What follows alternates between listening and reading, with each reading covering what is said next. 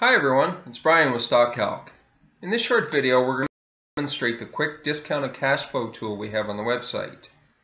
You can access this tool a number of ways, either via the landing page or from the dashboard through the simple text box, or navigate by the menus: Research, Valuation, Discounted Cash Flow, Quick.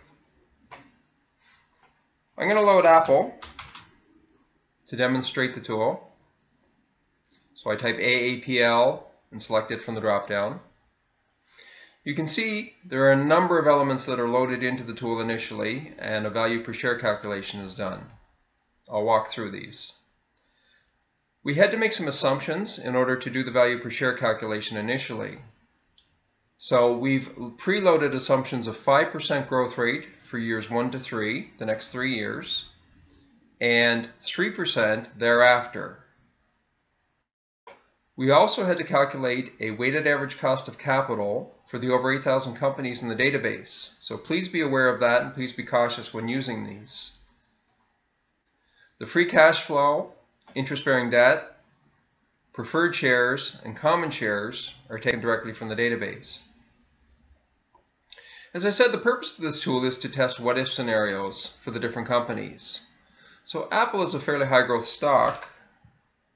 If we change the growth rate from 5 to 15%, and all I did was click the tab button, but you can click anywhere on the site to update it, you see the value per share calculation jumps to almost $147. I can also look at the long-term growth rate. If it goes to 4%, for example, I'm now up to $170. I'll go back to 3%.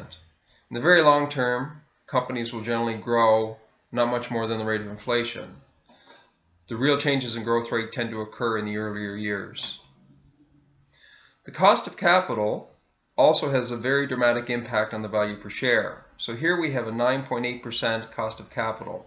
This is the blended cost of the company of raising debt and equity on a combined basis.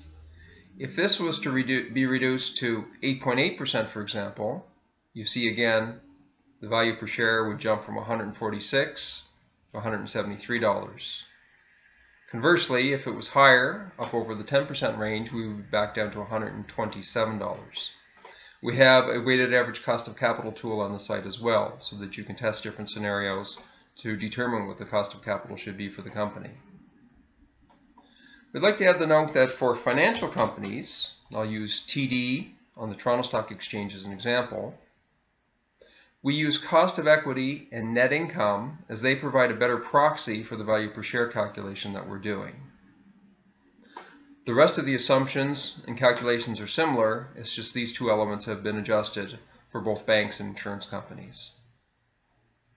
If you have any questions, please feel free to contact us by using the email icon at the top of the screen or through the data rooms on the dashboard.